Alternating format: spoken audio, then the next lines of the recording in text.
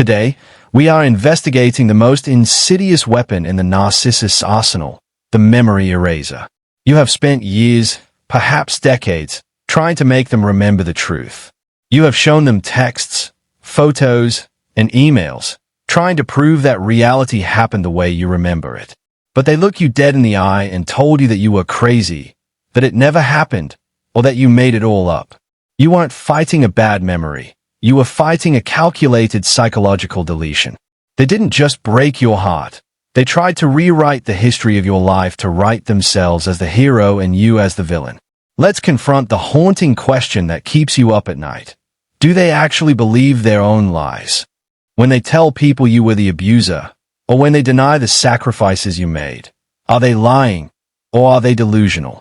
The answer is terrifyingly simple. To a narcissist, truth is not a set of facts. Truth is whatever serves their ego in the present moment. They rewrite history not because they are forgetful, but because the actual past, the one where you were kind and they were cruel, is a direct threat to their survival. They are erasing you to save themselves. Imagine a historian who burns the library every time a book disagrees with his political agenda. That is the narcissist's mind. They cannot tolerate a history where they were at fault, weak, or dependent. So, they simply delete the files.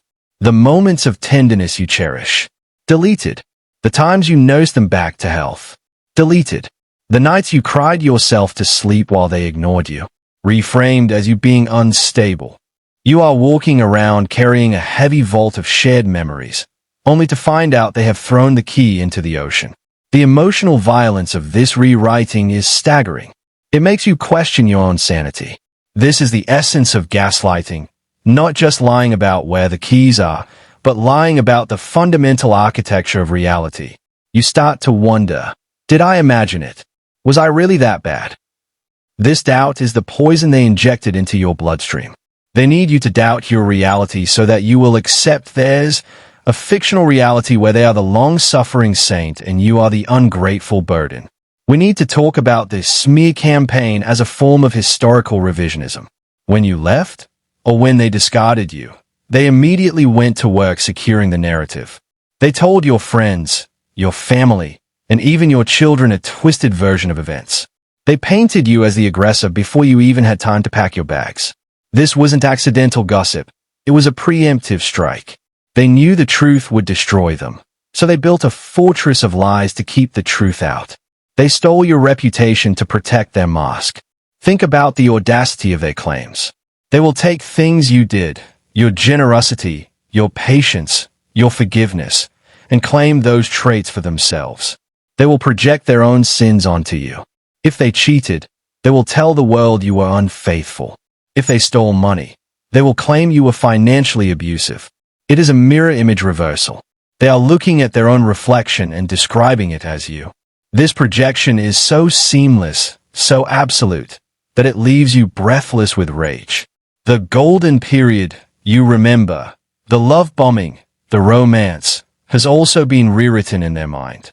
In the beginning, you were the soulmate. Now, in the rewrite, you were obsessed with them from day one.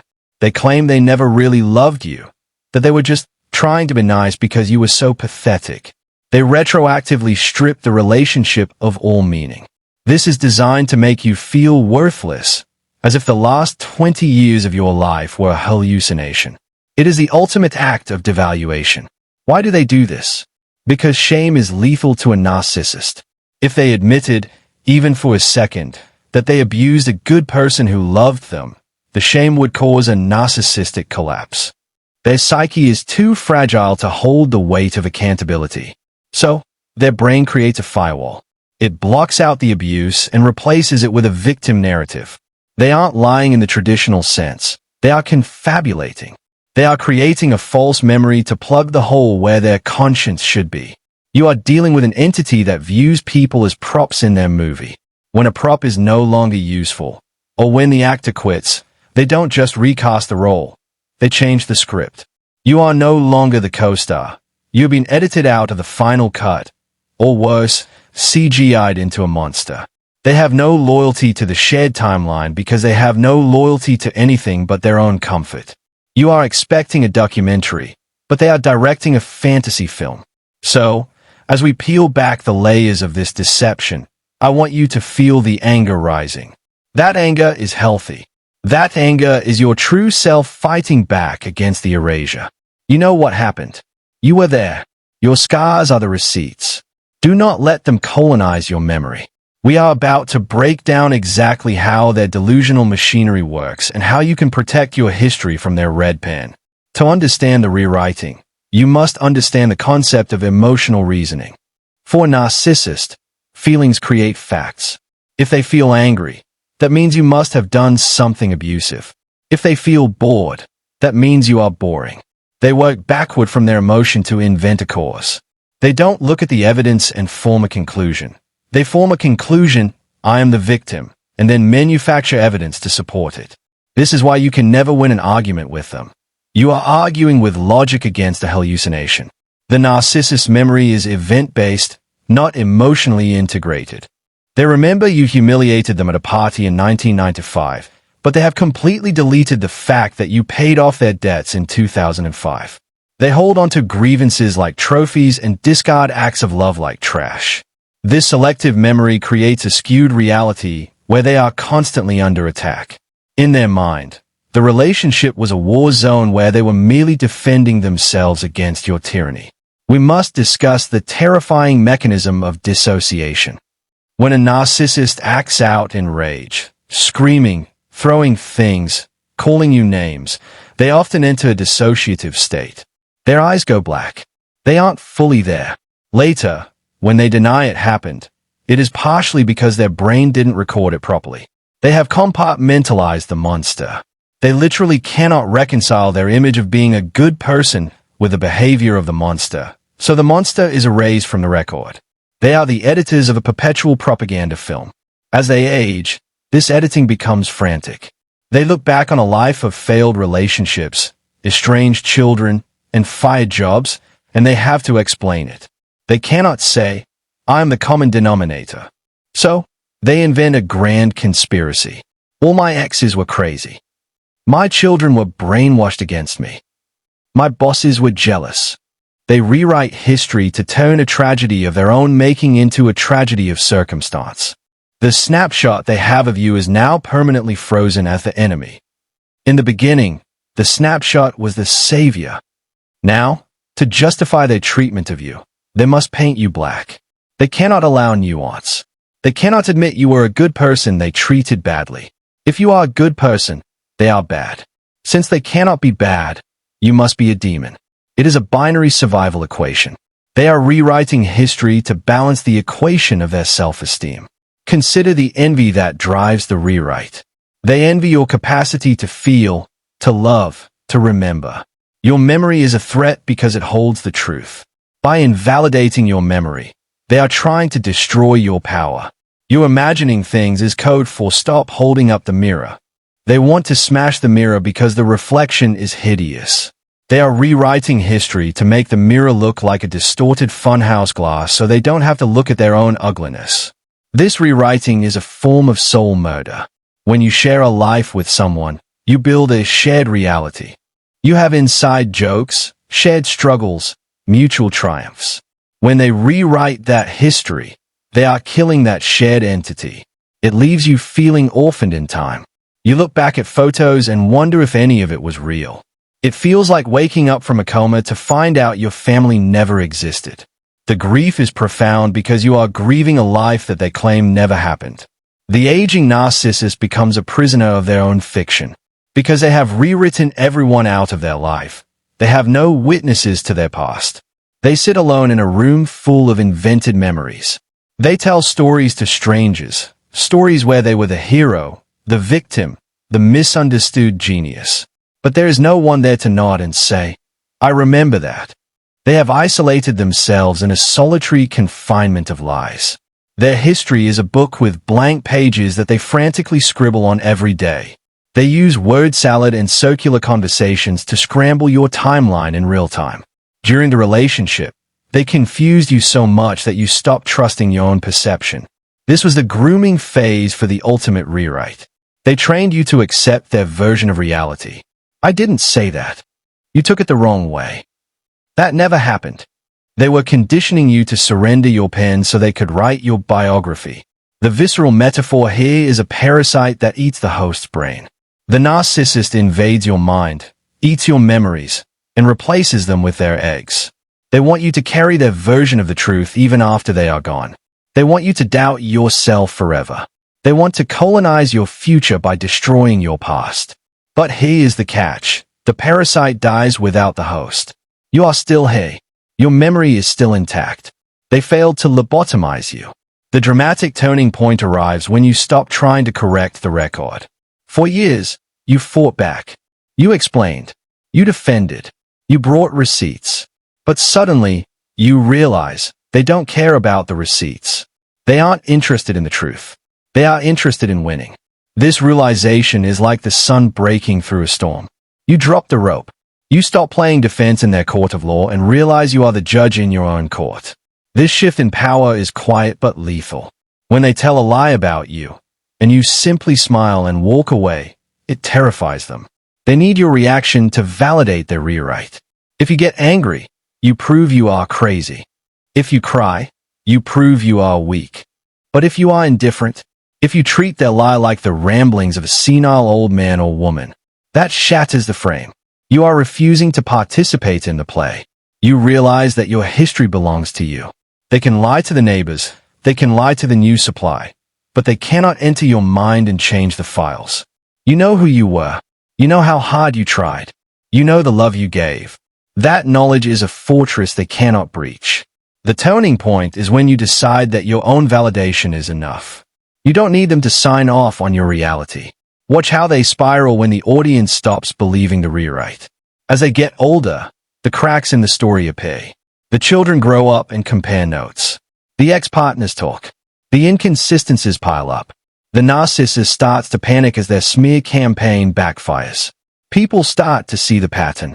Why is everyone in his past crazy? Why does she have no long-term friends? The narrative collapses under the weight of its own impossibility. The secret knowledge you now possess is that they are deeply, profoundly afraid of you. You are the keeper of the archives. You hold the unedited footage. That makes you dangerous. They avoid you or attack you not because they hate you, but because you are a walking evidence locker. Your mere existence challenges their fantasy. You are the one person who knows what really happened in that house, and that makes you the most powerful person in their world. The psychological plot twist is that by rewriting you out of their history, they have erased their own humanity. A life without genuine connection, without accountability, without growth, is a wasted life. They have edited out all the lessons. They have edited out all the growth. They are stuck in a loop of infancy because they refuse to learn from the history they erased. You kept the pain, but you also kept the growth. They kept the fantasy, but they lost the soul. You start to see their lies not as attacks, but as symptoms. When they lie about the past, it's a symptom of their disorder, just like a cough is a symptom of the flu. You stop taking it personally. Oh, there they go again, rewriting the script. It becomes predictable, boring, and pathetic. You detach emotionally. You are watching a glitch in a computer program, not a conscious act of malice from a loved one. The shift happens when you realize that forget them doesn't mean having amnesia. It means evicting them from your headspace.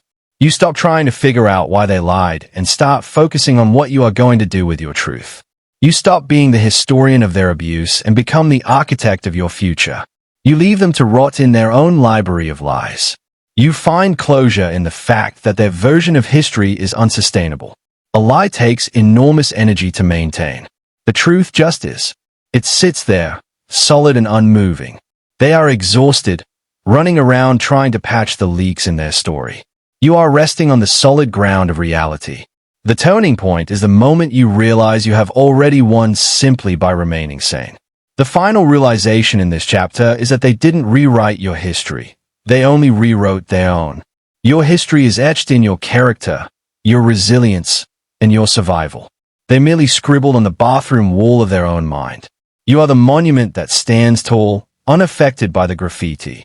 They can spray paint over the truth all they want, but the stone underneath remains unchanged. Now we descend into the collapse. The narcissist in old age is a tragic figure, trapped in a labyrinth of their own making. Because they have lied to everyone, they can trust no one. They project their own deceitfulness onto the world. They believe everyone is lying to them because that is how they operate. This creates a paranoid, lonely existence. They die 1,000 deaths of suspicion before their actual death. The history they rewrote is empty. They claimed they were the victim, the hero, the star. But heroes have friends. Victims have sympathizers. The narcissist has neither. They have chased everyone away with their lies.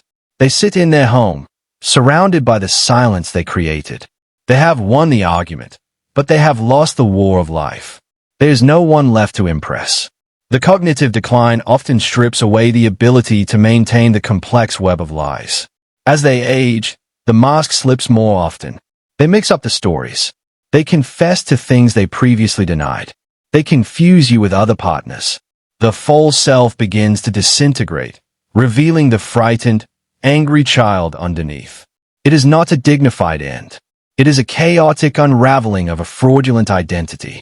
The consequences of erasing you are that they have erased their own access to love. You loved them. You truly did. By turning that love into harassment or obsession in their mind, they have denied themselves the comfort of knowing they were loved. They have starved themselves emotionally to feed their ego. They are dying of thirst while sitting next to a fountain they poisoned. The narcissistic injury becomes a chronic, festering wound. They are bitter. They dwell on perceived slights from 30 years ago. They are stuck in the past, reliving their rewritten battles, trying to win arguments with ghosts.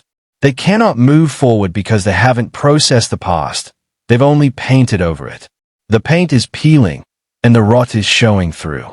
You must understand that their memory is a haunted house. They are terrified to be alone because the ghosts of their actions are scratching at the door. They keep the TV loud, the lights on, the distractions constant. They are running from the truth of what they did to you. The silence is their enemy because in the silence, the truth whispers. The social consequences are severe. They become the boy who cried wolf. People stop listening. The stories become too grandiose, too victim-heavy. The audience walks out. They are left performing Shakespeare to an empty theater. The applause they crave is gone. This lack of supply causes a rapid deterioration of their mental state. They may try to reach out to you in a panic, trying to pull you back into the narrative. I never said that. You remember it wrong. They want you back not to love you, but to validate their version of the past. They need a co-author for their fiction. When you refuse to engage, it confirms their isolation. They are screaming into a void, and the void is not answering. The ultimate collapse is the loss of relevance. They wanted to be the main character in your life forever. By forgetting them, by moving on, by being happy, by not talking about them, you render them irrelevant. This is a fate worse than hatred for a narcissist. Being forgotten is being annihilated. You have turned the page, and they are stuck in the previous chapter, waiting for a reader who is never coming back. They die as they lived, in a false reality. They will likely go to their grave clutching their lies like precious gems. Do not expect a deathbed confession. Do not expect clarity. They will cling to the rewrite until the last breath because the truth is too heavy to carry across the threshold. They leave behind a legacy of confusion and pain, but they take their delusions with them. Survivors, we arrive at the final truth. You must forget them. Not the lessons, but the person. You must purge their voice from your head. Every time you replay their lies, you are keeping them alive. Every time you defend yourself to a ghost, you are wasting your energy. The best revenge is not proving them wrong. It is becoming so right within yourself that their wrongness no longer matters. Forgetting them is an act of hygiene. You are washing the toxic sludge of their gaslighting off your soul. You are reclaiming your timeline.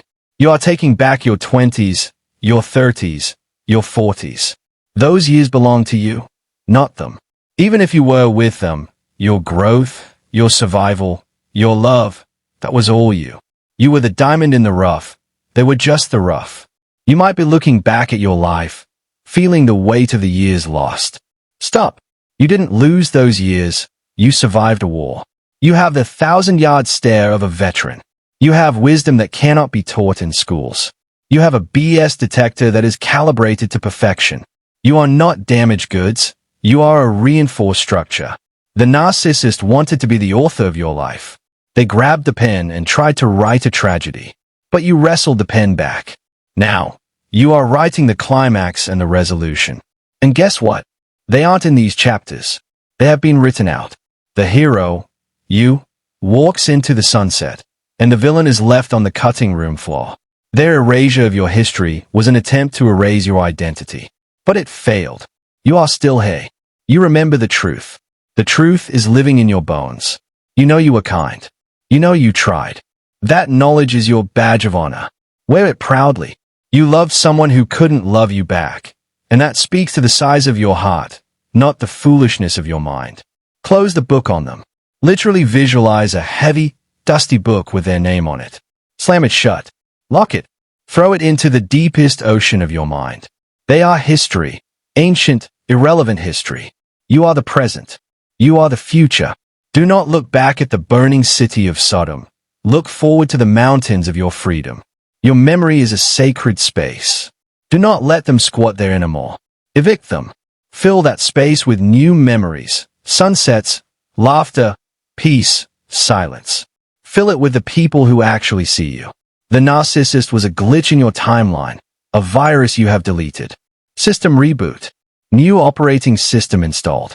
The final punch is this. They will never know the peace you have right now. They will never know what it feels like to be authentic.